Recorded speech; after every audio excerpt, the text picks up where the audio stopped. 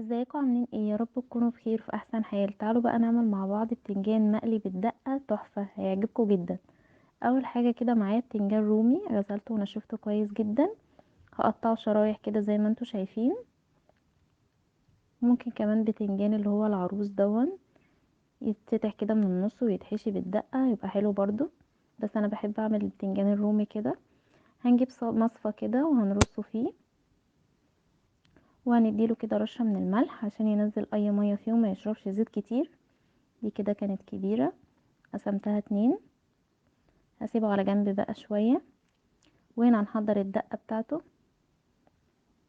جبت عندي الكبة كده، نزلت بفلفل احمر، ده حراق، ممكن انتوا تحطوا حامي على بارد براحتكم. ونزلت عليه بتوم، عصير ليمون، وخل. التوابل بقى ملح وكمون كزبرة، مش هزود اي حاجة تاني. هضرب كده الدقة كويس جدا في الكبة لحد ما تنعم معايا خالص. هنضربها كده لحد ما تنعم خالص، لحد ما توصل للشكل اللي انتوا شايفينه ده. الدقة دي ممكن نعمل منها كمية بس من غير التوابل، ونحطها في الفريزر كده في علبة. كل مرة ما نستخدمها نطلع نحط على البتنجان، ما بيحصلهاش اي حاجة.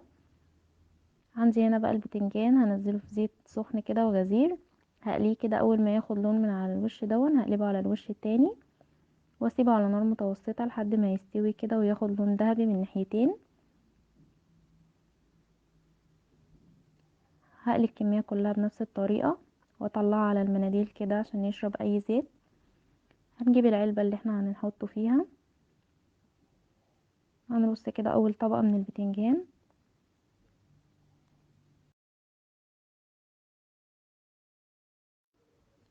وننزل عليه كده بشوية حلوين من الدقة. ونعمل الكمية كلها بنفس الطريقة، طبقة بتنجان طبقة دقة، لحد ما نخلص الكمية كلها.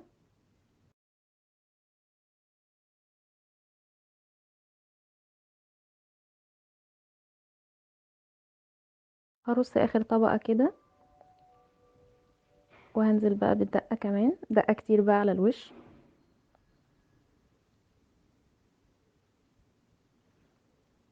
زي ما انتوا شايفين كده. وهديها كمان نص عصرة ليمونة كده.